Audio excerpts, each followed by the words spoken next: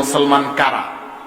আল্লাহ রাব্বুল আলামিন বলেন, ইন্নামাল মুমিনুনা আল্লাযীনা ইযা যুকিরাল্লাহু ওয়াজিলাত কুলুবুহুম। যারা মুসলমান তাদের এক নম্বরের নিদর্শন হলো তারা জিকির করবে আল্লাহ। জিকির করবে কার? আল্লাহ। তারা জিকির করবে আল্লাহ। আমরা আল্লাহর জিকির করিনি? মাঝে মাঝে করি, মাঝে মাঝে করি না। আমাদের সমাজে দুই দল, একদল জিকিরকে বিশ্বাস করে না, আরেক দল জিকিরের নামে ভণ্ডামি করে। ঠিক কিনা বলেন? জিকির নিয়ে আমাদের সমাজে দুই দল। একদল বলে আল্লাহ আল্লাহ লা ইলাহা ইল্লাল্লাহ, এই কোনো জিকিরই নাই কোরআন হাদিসে। বলেন নাউজুবিল্লাহ। অথচ কোরআনুল কারীমের মধ্যে আল্লাহ জিকিরের কথা বলেছেন। আল্লাহ পাক বলেন, ফাযকুরুনি আযকুরুকুম ওয়াশকুরুলি ওয়ালা তাকফুরুন। আল্লাহ রাব্বুল আলামিন বলেন, বান্দা তোরা যখন আমি আল্লাহর জিকির করো, আমি আল্লাহ তোমাদের জিকির করি। সুবহানাল্লাহ। আল্লাহ রাব্বুল আলামিন বলেন, যে ব্যক্তিটা জিকিরের মাধ্যমে তার জিহ্বাকে তরতাজা রাখবে, কাল হাসরের ময়দানে কঠিন মুসিবতের সময় ওই ব্যক্তিটা বিনা ভয়ে বিনা দ্বিধায় হাসতে হাসতে আল্লাহর জান্নাতে চলে যাবে। এজন্য জিকির দরকার আছে কি নাই? তো যারা জিকিরকে বিশ্বাস করে না, জিকিরকে মানে না, আমরা তাদের পক্ষে নাই। ঠিক কিনা বলেন? আবার যারা জিকিরের নামে ভণ্ডামি করে, নারী পুরুষ নিয়ে লাফালাফি করে, জিকির আজকার করে, এদের জিকিরকে আমরা সমর্থন করব না। ঠিক কিনা বলেন? কারণ জিকির হবে একজনের, তিনি কে? আল্লাহ। আমাদের হাঁটাই জিকির হবে, আমাদের চলাই জিকির হবে, আমাদের খাওয়াই জিকির হবে, আমাদের বসায় জিকির হবে, উঠায় জিকির হবে, সব জায়গাতে জিকির হবে একজনের, তিনি কে?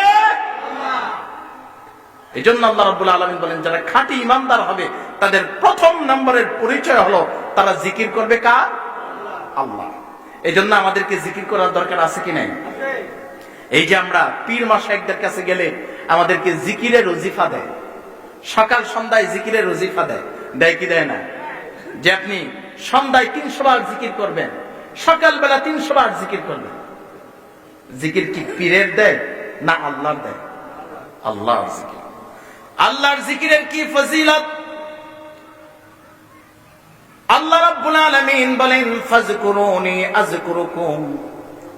যারা আমি আল্লাহর জিকির করে, আমি আল্লাহ তাদের জিকির করি। এই আয়াতের ব্যাখ্যা করতে গিয়ে আল্লামা বদরুদ্দীন আইনীর তিনি ব্যাখ্যা করেছেন, ইন্নাল আবদা ইযা যাকারাল্লাহা বিত্তাআতি ইয়াযকুরুহুল্লাহু আযজা ওয়া জাল্লা বিরহমাতিহি ওয়াল মাগফিরাহ। বান্দা যখন আল্লাহর নামের জিকির শুরু করে দেয়, আল্লাহ ওই বান্দার জন্য রহমতের ভান্ডার নিয়ে হাজির হয়ে যায়।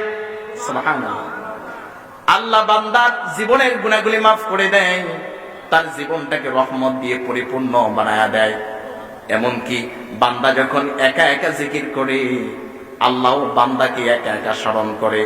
বান্দা যখন মজলিসে আল্লাহর জিকির করে, আল্লাহ ফেরেশতাদেরকে নিয়ে বান্দাকে ক্ষমার ঘোষণা দিয়ে দেয়। এই জিকির থেকে আমাদেরকে গাফেল বানান, বলে যে না জিকির করা যাবে না, জিকির বলতে কিছু নাই, কোরআন তেলাওয়াত এইটাই জিকির, নামাজ এইটাই জিকির। আমরা বলবো যে না, জিকির আছে একজনের, তিনি কে? আল্লাহ। আর যতদিন জিকির থাকবে ততদিন পৃথিবী ধ্বংস হবে না। এই যে আমরা মাঝে মাঝে শুনি কিয়ামত চলে আসছে, অতি নিকটে কিয়ামত, 2 বছর পরেই কিয়ামত হয়ে যাবে, 3 বছর পরেই কিয়ামত হয়ে যাবে, 10 বছর পরে কিয়ামত হয়ে যাবে, এমন বলে না মাঝে মাঝে। অথচ মুসলিমের হাদিস, আল্লাহর হাবিব সাল্লাল্লাহু আলাইহি ওয়াসাল্লাম বলেন, লা তাকুমুস সাআতু হাত্তা ইউকালু আল্লাহু আল্লাহ।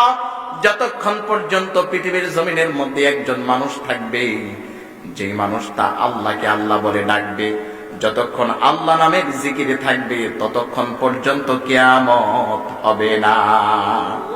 সুবহানাল্লাহ, সুবহানাল্লাহ। এজন্য জিকির দরকার আছে কি নাই? এজন্য আমরা সকালে জিকির করব কার? সন্ধ্যায় জিকির করব কার? জিকির করলে খুশি হবেন কে? আল্লাহকে খুশি করার সর্বশ্রেষ্ঠ মাধ্যম হলো জিকির।